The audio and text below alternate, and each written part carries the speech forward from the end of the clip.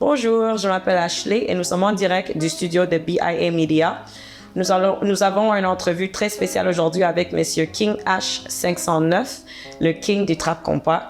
Un gros merci encore à BIA Media de nous avoir fourni l'espace pour effectuer cette entrevue et aussi à All Capio qui diffuse l'entrevue en question. Alors, Monsieur King H 509. Ashley. Ah, King. Ça va? Ça va. That's good. Ça va. Good. How you doing? Comment tu te sens aujourd'hui? Très bien, et toi? Très bien. Ça va? Ouais, ça va. Merci d'être venu. Merci de m'avoir Invité. merci de m'avoir invité sur ton plateforme. Encore un gros merci à BIA Media et El Capio. Alors, C'est un plaisir. c'est un plaisir. Alors, on va commencer. Oui. On va commencer direct. Alors, parle-nous un peu de King H 509. King H509, et on va dire c'est un jeune garçon qui est né en Haïti et qui a quitté Haïti après le tremblement de terre pour aller aux États-Unis. C'est là que j'ai terminé mes études secondaires. Après, je suis venu au Canada pour faire mes études universitaires. Et le plan avec ma mère, c'était de devenir médecin. Ah? Oh! Mais après, j'ai compris que j'ai pas envie de travailler dans un hôpital, tu vois. C'est pas mon ambiance, c'est pas ce que King H 509 veut faire. Et puis, on va dire, une fois arrivé à l'université, j'ai eu l'opportunité de faire connaissance avec un club haïtien. OK. Et puis, ce club m'a donné l'opportunité de participer dans plusieurs activités artistiques. Et puis, j'ai pu faire connaissance avec une autre partie de moi-même qui existait. Et puis, j'ai fait connaissance avec ce côté de moi-même. J'ai cultivé ce côté. Et en 2017, à la fin de mes études universitaires, j'ai décidé de commencer une carrière dans la musique. OK. Yeah. OK. Alors, tu as gradué, tu as fini l'école puis tout. Oui, j'ai fini à l'Université d'Ottawa. J'ai mon diplôme. J'ai le bachelor, comme ils le disent. Je pense en français, c'est la licence. Et le baccalauréat, la licence. Et oui, j'ai mon baccalauréat. J'ai travaillé dans mon domaine pendant 7 ans. Ça fait 7 ans que j'ai gradué. OK. Et puis, depuis là, on travaille, que ce soit sur le côté artistique et professionnel. Parce que c'est le côté professionnel qui supporte le côté artistique. Ouais, c'est ça. C'est toujours comme ça, en fait. Alors, en tant que ta famille, quand tu as décidé de faire la musique, et puis tu as décidé de faire quand, you know, est-ce que ta famille t'a supporté, genre, le support que tu as reçu, comment, parle-moi un peu de ça. Au début, je pense qu'ils n'avaient pas compris pourquoi je voulais prendre cette direction. Surtout que j'avais beaucoup d'opportunités qui s'offraient à moi lorsque j'ai terminé. J'avais beaucoup d'opportunités qui étaient là lorsque j'avais terminé l'université, que ce soit les professeurs qui voulaient me donner des lettres de référence pour faire ma maîtrise, ou on va dire des organismes communautaires qui voulaient travailler avec moi et m'aider dans mon développement professionnel. Alors ils étaient confus, ils n'avaient pas compris. Mais j'ai l'impression que dans cette procédure, on va dire, dans cette aventure, ils ont compris et j'ai aussi réalisé que eux-mêmes, ils avaient compris que j'allais devenir artiste avant moi. Ils le savaient, mais ils ont tout fait pour me dévier. Mais moi, on va dire, naturellement, je suis venu vers là, mais je pense qu'ils le savaient avant. Pense qu'ils le savaient avant moi. C'est ça. Parce que je peux te donner une anecdote. En Haïti, ma mère m'a mis dans tout type d'activités, que ce soit en plastique, couture, karaté, sport, cuisine, jamais dans la musique. Jamais dans la musique. T'as vu ça? J'ai jamais pris de cours de piano, rien du tout. Et c'est après que j'ai compris pourquoi elle voulait me dévier de ce côté. Tu vois, elle et ma tante, elles avaient compris ça. Elles ont tout fait pour me dévier. Mais c'est revenu. C'est venu. C'est venu. Parfait, Oui, c'est venu. Alors, on va parler un peu de la musique. Pourquoi la musique? En tant que toi. La musique est venue un peu tard dans ma vie. Parce qu'avant, c'est des poèmes qui sont devenus des textes de rap. et des textes de rap qui sont devenus des musiques. Parce que j'ai commencé à écrire après la mort de mon père. Après la mort de mon père, ça allait pas trop bien. Alors j'ai dû voir un psychologue. Et puis c'est ce psychologue qui m'a introduit à l'écriture. Et puis là, j'ai commencé à écrire ce que je ressentais, ce que je voyais. Et c'est Madame Loubo. Et puis c'est à partir de là que j'ai commencé à écrire des poèmes. J'écrivais beaucoup. Je peux dire que dans mes cahiers, il y avait plus de textes que de notes de cours. Et puis, arrivé, on va dire, au secondaire, lorsqu'on écoutait un peu beaucoup plus de rap, c'est là que ça a commencé à devenir des lyrics. Et puis, arrivé à l'université, j'ai pu représenter Haïti dans plusieurs activités. Et puis, après mon baccalauréat, j'ai dit, bon, ok, là, on va dire, durant la dernière année de mon université, j'ai commencé à aller dans un studio. Et puis après l'université, j'ai dit, ok, je vais me concentrer sur la musique. Parce que j'ai réalisé que j'ai une soif de créer, je veux m'exprimer, je veux partager les choses. Et puis, quand j'ai été conscient de ce fait, j'ai dit, ok, il faut que je me lance dans ce domaine. Non, je peux vraiment comprendre parce que même moi, pour le journalisme, j'aime parler avec les gens, j'aime entendre les histoires des gens. Alors, je te comprends tout à fait. Depuis, ça fait combien de temps que tu fais la musique en fait? J'ai pris cette décision en mai 2017. En mai 2017, j'ai dit, ok, je vais commencer une carrière en tant que rappeur. Et je ne savais pas à quoi m'attendre, j'avais aucune idée de l'industrie. J'étais déjà dans l'industrie, mais je ne comprenais pas l'industrie. Et j'ai décidé d'entamer une carrière en tant que rappeur. Et on peut dire que c'est une décision qui est un peu loufoque. Parce que quand tu prends une décision pareille sans savoir comment agir dans ce milieu, et c'est pas la meilleure décision à prendre. Ouais, mais la chance que j'ai eue, c'est que j'avais un pote à moi, il m'a dit, ok, le seul conseil que je peux te donner, c'est va dans le studio de mon cousin qui s'appelle J Creole. Et puis je peux te dire que quand j'ai été voir J Creole, c'est comme si j'ai commencé un deuxième baccalauréat. Aïe. Oh my goodness. Mais t'as quand même appris, c'est bien. Oui, j'ai beaucoup appris. Est-ce que tu peux dire que c'est quand même comme pas ton prof, mais ton prof, genre? C'est un mentor. C'est un mentor, voilà. Un mentor, moi je dis officiellement, je dis toujours que c'est mon directeur artistique. C'est mon guide artistique. Et parce que j'aurais pu le rencontrer, on va dire, des années avant, mais nos chemins ne se sont jamais croisés jusqu'à ce que je prenne cette décision. Et quand j'ai pris cette décision, tu vois, c'est quelqu'un qui m'a accueilli, il a ressenti mon énergie, il a essayé de voir qui j'étais, et puis il m'a dit, ok, je vais te guider, je vais partager mes ressources et ma connaissance avec toi. C'est ça. Et puis... En tant qu'artiste, c'est quoi pour toi l'importance d'avoir un mentor, d'avoir quelqu'un qui peut te guider pour toi en tant qu'artiste? Sans ce mentor, je serais perdu. Parce que j'ai réalisé qu'il a fait plusieurs étapes avec moi. Et malgré ça, c'est après que j'ai compris que même lui, il me mettait à l'épreuve, tu vois. Par exemple, la première chose qu'un artiste doit faire, c'est se chercher, se découvrir, tu vois. Et lui, je pense que c'est le premier challenge qu'il a fait avec moi, mais moi, j'étais pas conscient. Parce qu'il y avait un son particulier que je voulais qu'il sorte sur mon premier EP. Ouais. Et puis il m'a dit, non, ne sors pas ce son, garde-le. Mais j'ai dit, pourquoi? C'est le meilleur son.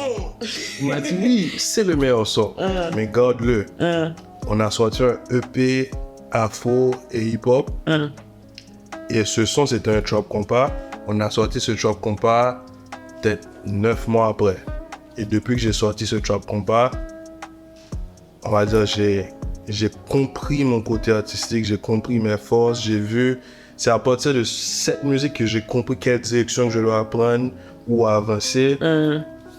Et lui, je pense qu'il avait déjà vu. Je pense qu'il avait déjà vu qu'il y a quelque chose de spécial dans ce côté, mais qu'on doit le cultiver, le peaufiner et le travailler. Il ne voulait pas le sortir tout de suite. C'est ça. Il a dit non, on va le garder, le travailler, l'améliorer. C'est spécial, genre. Exactement. Et quand on a sorti ça, j'ai vu les résultats. et j'ai vu les résultats. Je suis contente d'entendre les choses comme ça. Ça me donne la joie en fait parce que c'est comme on a tous besoin d'aide, on a tous besoin d'un guide, Voilà. tu vois, de guide. Alors, décris-moi le trap compas. Le trap compas. Alors, la première chose que je vais dire sur le trap compas est depuis longtemps, les rappeurs haïtiens ils rappent sur du compas. Parce que le compas, c'est une tendance haïtienne, c'est de la musique haïtienne. Pour ceux qui ne connaissent pas, par exemple, je suis sûr qu'il y a beaucoup de personnes qui écoutent Karimi, Alain Kavé, c'est pas pour date. Ça, c'est du compas. Exact. Tu vois, je pense que c'est le premier compas qui a fait 1 million de vues. Et, en tout cas, que je sais. Et puis, mais depuis longtemps, les rappeurs haïtiens font du rap sur du compas. Mais arrivé à une certaine époque, il y a Tito Mercier et Badi Kamal. Ils ont décidé de baptiser cette tendance. Ils l'ont appelé Trap Compas. Moi, je suis tombé dans le Trap Compas par hasard. J'étais en train de faire un son de rap. Et puis, mon colocataire m'a dit, ça serait mieux en compas. J'ai dit, ok, je vais essayer. Et c'est comme ça que je suis tombé dans le Trap Compas. Et depuis, j'ai vu que c'est vraiment ma force. Parce que déjà, dans ma vie, dans ma routine, dans mes listes d'écoute, c'est beaucoup de compas, beaucoup de rap, beaucoup de trap. C'est mon milieu. Puis c'est deux tendances que je comprends. J'arrive à les mettre ensemble. Et puis ça a donné le résultat que ça donne maintenant. Je suis tombé dans le trap compas par erreur et maintenant je suis toujours par erreur. C'est toujours par erreur. Mais je suis le king. Qui t'inspire le plus en tant qu'artiste? Il y a 3 artistes que j'écoute beaucoup et je me suis rendu compte avec, tu vois, comme Apple Music et Spotify prennent l'habitude de te partager ce que les personnes que tu écoutes le plus. J'ai réalisé que j'écoute beaucoup plus de Drake et Kalash et Martiniquais que j'aime beaucoup, que j'aime beaucoup, et Baki qui est un rappeur haïtien. Et ce qui est marrant, c'est que ces 3 rappeurs qui font du rap et aussi de la musique pour les femmes. Et tu vois, le trap compas, c'est pour les femmes.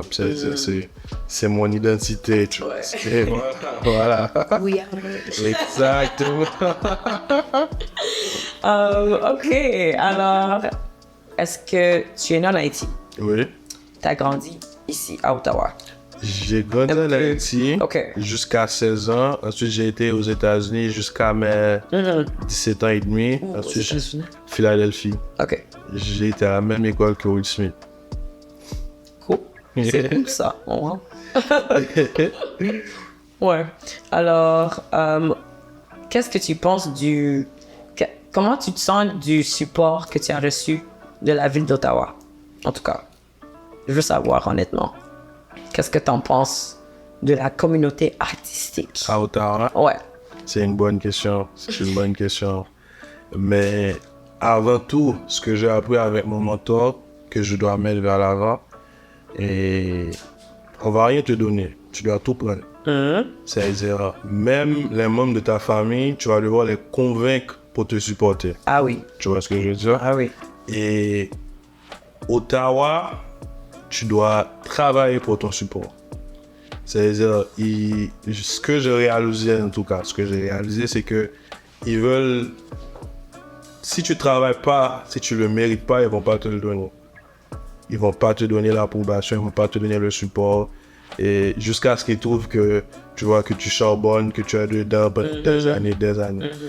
Si un artiste ou n'importe quel entrepreneur compte, on va dire, sur la rétroaction qu'il va recevoir de cette société pour continuer dans son art ou bien dans ce qu'il veut entreprendre, ce que il ou elle veut entreprendre, il va abandonner très tôt.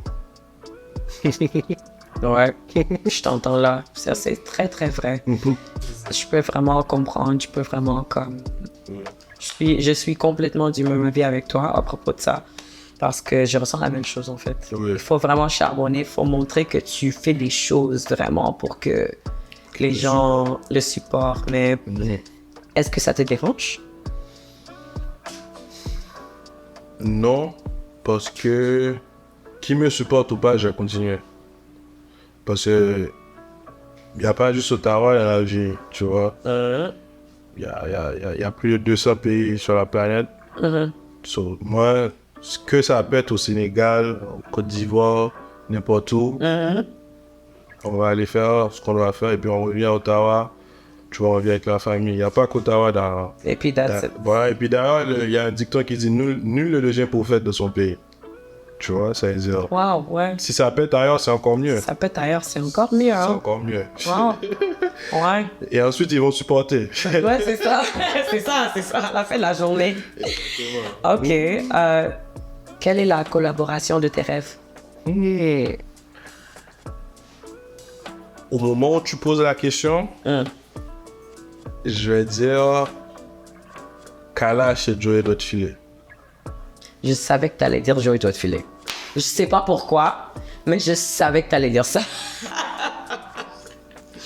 Pourquoi?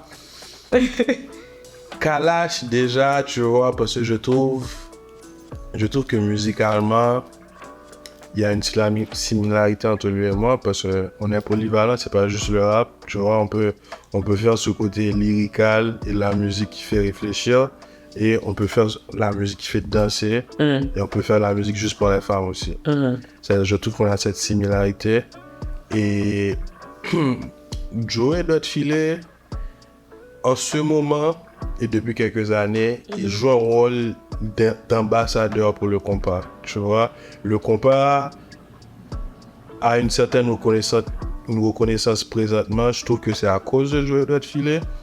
C'est pas que lui qui a fait ce travail, Non, c'est mais tu vois, il est en train d'exposer le compas dans certaines salles. C'est comme Burna Boy pour Nigeria. Exactement. En quelque Exactement. sorte. Je comprends. Je trouve qu'une collaboration avec lui, ce serait idéal pour le trap compas, le compas en général. Yeah. Je suis d'accord. Yeah. Parce que t'es vraiment bon. Je peux t'entendre avec je vais te dire à quelqu'un. Ouais.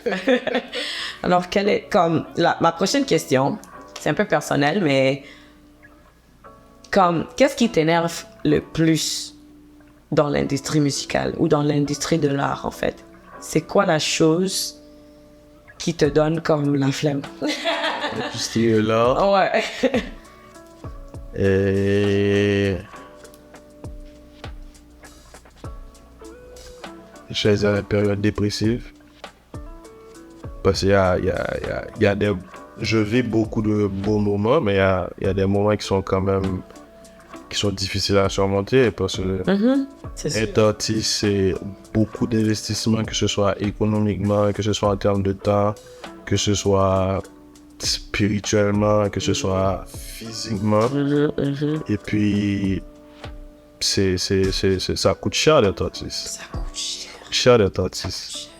Tu vois, ça coûte cher d'être artiste.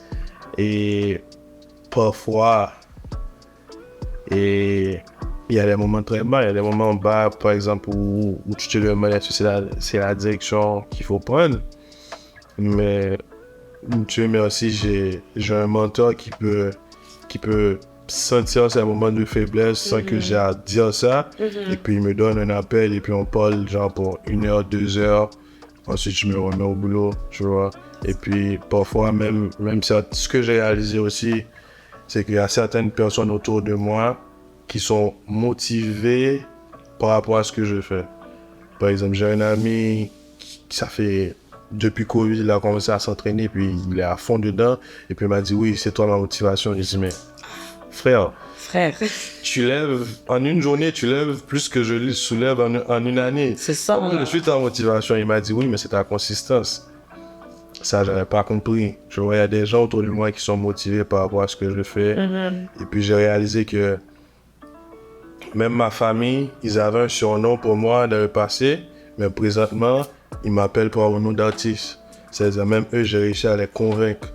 Donc, quand tu arrives à faire ça, tu peux plus abandonner. C'est ça. Tu vois. Même moi aussi, parce qu'en tant que journaliste, en tant que créatrice, Tu vois. Le jour où mon oncle m'a appelé, puis il a dit, tu sais quoi, achète un drone pour tes trucs. Le jour qu'il m'a dit ça, j'étais comme... Exactement. vous croyez au monde pour de vrai. Exactement. Vous croyez au monde pour de vrai. Exactement. Je peux comprendre. Oui. Exactement. Alors, c'est ma dernière question.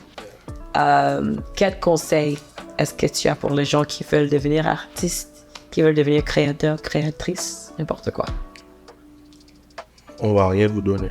On va rien vous donner. Même les membres de votre famille, il faut les convaincre. Et il faut les convaincre que ça va être avec votre consistance, votre travail, la qualité de votre produit. Et si vous n'êtes pas sûr de vous-même, ne vous lancez pas. Parce que moi, lorsque j'ai pris cette décision, l'opportunité que j'ai, la chance que j'avais avec mon mentor, il m'a dit, est-ce que tu viens ici par passion pour t'amuser, ou bien est-ce que tu viens faire bâtir une carrière? C'est-à-dire, moi, n'importe quel artiste, avant de vous lancer, posez-vous cette question.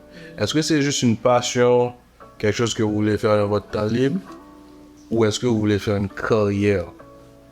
Est-ce que vous voyez pas vivre sans la musique ou sans créer? Si vous n'avez pas la réponse à cette question, ne vous lancez pas. Ben, ça va regarder ça. Je suis d'accord avec toi. Je suis très d'accord avec toi.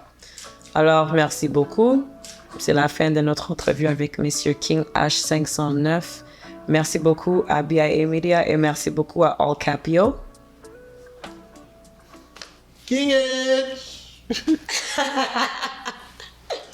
Alors, merci beaucoup. Je m'appelle Ashley encore et vous pouvez me suivre sur Instagram, Twitter, Facebook.